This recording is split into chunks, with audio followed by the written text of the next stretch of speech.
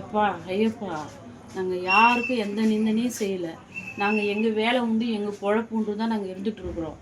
சரியா? என் குலதெய்வமே ஐயப்பா, இத்தனை வருஷமாக உங்ககிட்ட மாலை போட்டுட்டு என் குடும்பமே உங்ககிட்ட வந்து தவம் கிடக்குது. ஆனால் என் பிள்ளைய தேவையில்லாமல் ஆபாசமாக சவிக்கிறா, சூனியை வச்சுட்டா. என் மூஞ்சி ஒரு பக்கம் இழுக்குது, என் கண்ணு ஒரு பக்கம் இழுக்குது. நாங்கள் பொருளாதாரத்தில் அடிப்படணும். சொந்த வீட்டில் 6 வருஷத்துக்கு மேலே நான் இருக்க முடியல. 2 வீட்லேயும் என்னால் இருக்க முடியல. 3ஆவதாக நான் வந்து இப்போ வாடகைக்கு இருக்கிறேன். எல்லா நகையும் விற்றுட்டேன். உட்காரத்துக்கு வீடு இல்லாமல் வாடகை இருக்கிற சூழ்நிலை கொண்டு வந்து விட்டுட்டா என்னை. என் சொந்த வீடு நிம்மதியாக என் சொந்த வீட்டில் இருக்கவே முடியல. இதுக்கு காரணம் மீனாட்சின்றவகிட்ட கூட போய் ஒரு கூட பிறந்த தங்கச்சி, அவள் பேர் கீதா.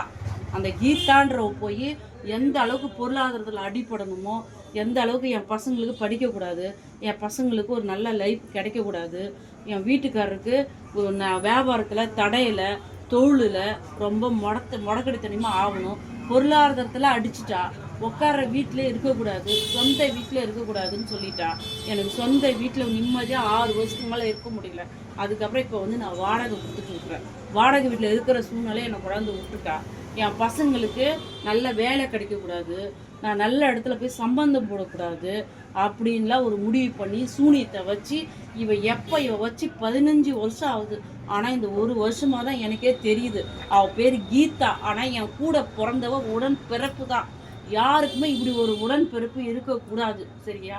என்னோட எதிரிக்கு கூட உடன்பிறப்பு இருக்கவே கூடாது வச்சுட்டா. அதே மாதிரி ஒரு பிறந்த வீட்டில் எதை ஒரு தங்கச்சியை இப்படி ரொம்ப கலங்க வச்சுட்டு இருக்கிற இந்த தங்கச்சி மட்டும்தான் போதும் அப்படின்னு சொல்லிட்டு அவன் எவன் சந்தோஷமாக வாழ்கிறானோ அவன் நிம்மதியாக வாழவே கூடாது. அவனுக்கு நீ தான் கூலி கொடுக்கணும். அவன் குடும்பம் நாசமாக போகணும். என் வீட்டுக்காரை இப்படி தவிக்க வச்சு, என் குடும்பத்தை இப்படி தவிக்க வச்சு மீனாட்சின்ற கூட போய் சேர்ந்துவிட்டு சூனியை வச்சா. அவள் பேர் கீதா. எவன் அவங்ககிட்டயே அந்த ஐடி கொடுத்து மெசேஜ் அசிங்கமாக என் பிள்ளைய சவிக்கிறா. என் மூஞ்சி இப்படி கோணலாக போயிடுச்சு, வாய் இழுத்துக்குச்சு. சரியா? பொருளாதாரத்தில் அடிப்படணும். இந்த அளவுக்கு அந்த நாய் பண்ணிச்சு போகிற. அவனுக்கு நீ தான் பார்த்து கூலி கொடுக்கணும், நீ தான் அவளுக்கு என்ன தண்டனையோ கொடுக்கணும். அவள் பேர் கீதா. இந்த மீனாட்சின்ற கூட கூட்டிகிட்டு தான் இப்படி பண்ணுறான். சரியா? நான் யாருக்கும் போய் எந்த சொந்தத்துக்கும் நான் போய் செய்யலாம், ஒன்றும் பண்ணலை.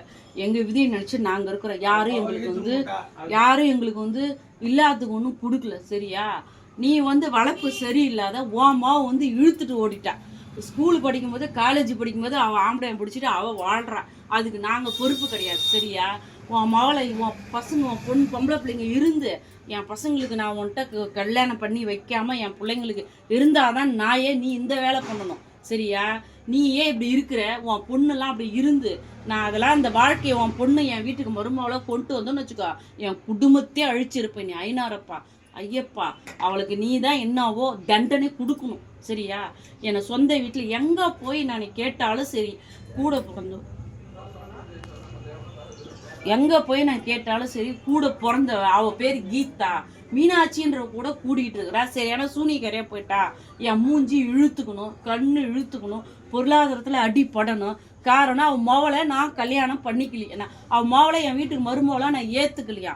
நான் ஏற்றுக்குவேன் நாயை உன் மருமவன் பொண்ணை நான் மருமவளாக ஏற்றுக்குதான் நான் நிறைய கற்பனை கொட்டை நான் வச்சுருந்தேன்.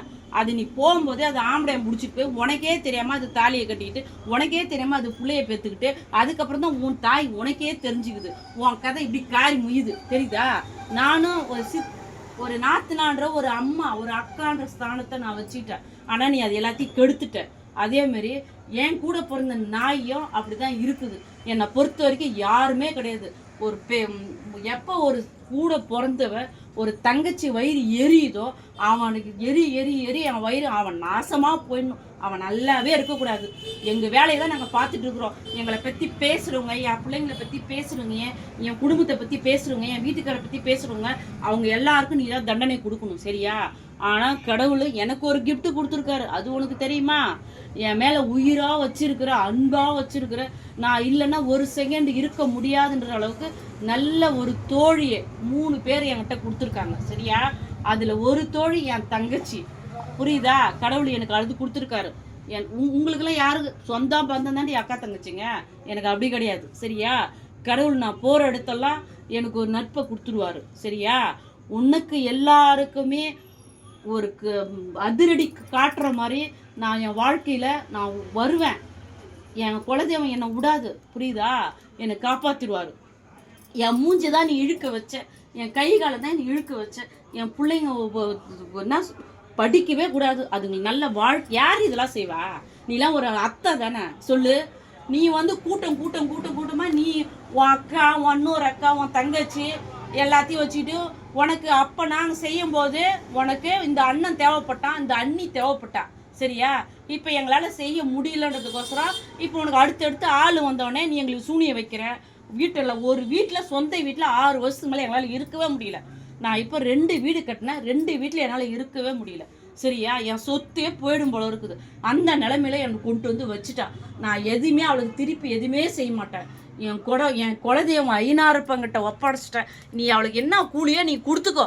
என் வயிறு எரியுது, எங்கள் நிம்மதியை கெடுத்துட்டா. இப்போ நான் வாடகை வீட்டில் தான் இருக்கிறேன். என் சொந்த வீட்டில் என்னால் நிம்மதியாக இருக்க முடியாத அளவுக்கு பண்ணிட்டா. அவள் பேர் கீதா.